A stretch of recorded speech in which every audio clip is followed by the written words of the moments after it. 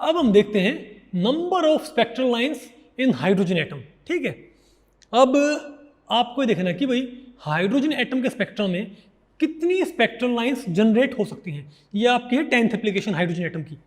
मान लिया कि आपके पास भाई एक क्या बोलते हैं एटॉमिक हाइड्रोजन है और उसमें सभी इलेक्ट्रॉन्स को आप कहाँ पर नोट कर देते हो, N7 में, तो कितनी स्पेक्ट्रल लाइंस जनरेट हो सकती हैं टोटल, आपने ये देखना है भाई।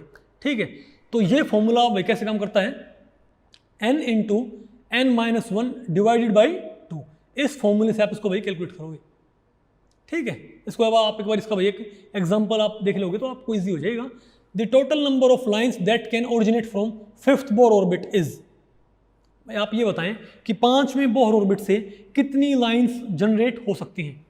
ठीक है, तो आप ये देखें 10, 20, 4, 8, तो ये आंसर क्या होगा इसका, नंबर ऑफ स्पेक्ट्रल लाइंस का फॉर्मूला क्या होता है जो nth बोर ऑर्बिट से जनरेट की जा सकती हैं।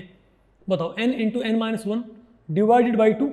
अब n कितना है यहाँ पर भाई 5, तो आप यहाँ पर 5 पुट करें, 5 इंटू 5 माइनस वन बाई 2 कितना था आपके पास, ये 10, यानी कि 10 आपके पास क्या आ गई भाई, बोलो भाई 10 आपके पास क्या आ गई स्पेक्ट्रल लाइंस। और आप इसको अल्टरनेटिवली आप देखते हैं तो आपको टाइम लगता है भाई। अगर मान लिया सारे इलेक्ट्रॉन्स आपने भाई N5 में प्रमोट कर रखे हैं, तो भाई किसी एटम में तो इलेक्ट्रॉन तो क्या होगा भाई, किसी में तो क्या होगा इलेक्ट्रॉन N5 से N4 में आएगा, किसी में N5 से N3 में आएगा, किसी में N5 से N2 में आएगा, किसी में N5 से N1 में आएगा। तो 4 तो क्या हो जाएंगे, 5 से 4, 5 से 3, 5 से 2, 5 से 1।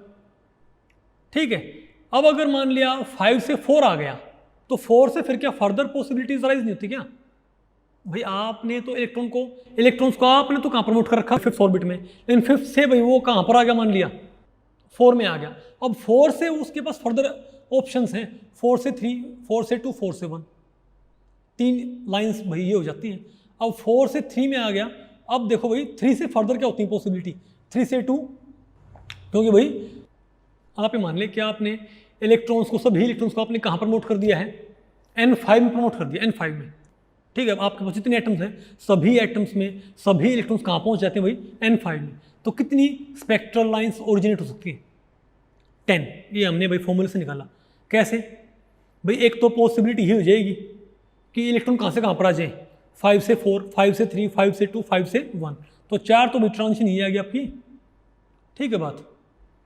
अब जिन में 4 में इलेक्ट्रॉन आया है, तो जिन हाइड्रोजन एटम में इलेक्ट्रॉन 5 से 4 में आए हैं और उन्होंने भैया लाइन जनरेट की है 5 से 4 वाली, अब क्या इलेक्ट्रॉन वहाँ पर क्या 4 में ही रहेगा कि 4 से भाई उनके डी एक्साइट होने की फर्दर पॉसिबिलिटीज है, वो 4 से 3, 4 से 2, 4 से 1 में आ सकते हैं, इजंट इट। तो 3 लाइन आपके पास फिर भाई ये आ जाएंगी।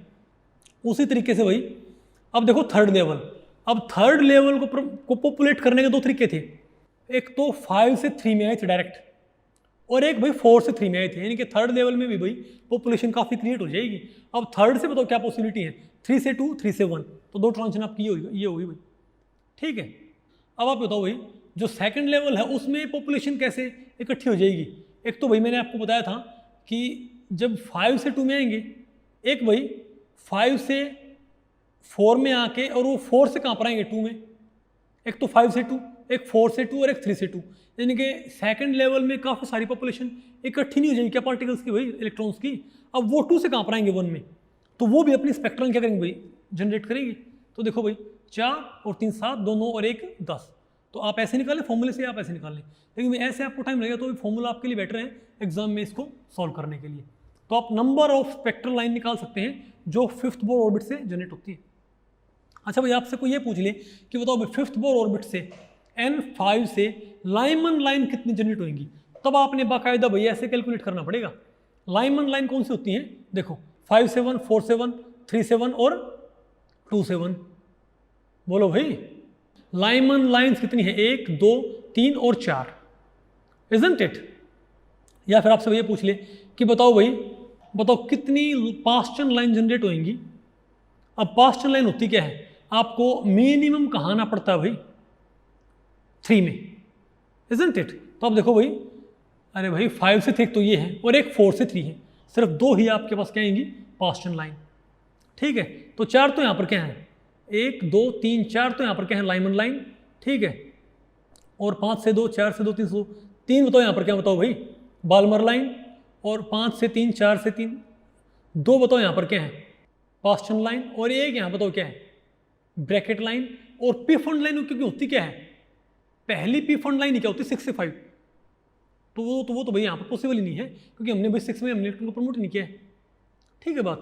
तो अगर आपसे इंडिविजुअली पूछ ले, अगर आपसे total number of spectral lines पूछे तो आप फॉर्मूला लगा लें या ये अल्टरनेट मेथड लगा लें। लेकिन जब आपसे ये पूछ ले भाई कि इंडिविजुअली क्या बताओ लाइमन लाइंस, या इंडिविजुअली क्या बताओ भाई कि N7 से कितनी बाल्मर लाइंस जनरेट होंगी, तब आप ये बना के पूरा, और तब आप उसको भाई कैलकुलेट किया करो। ओके।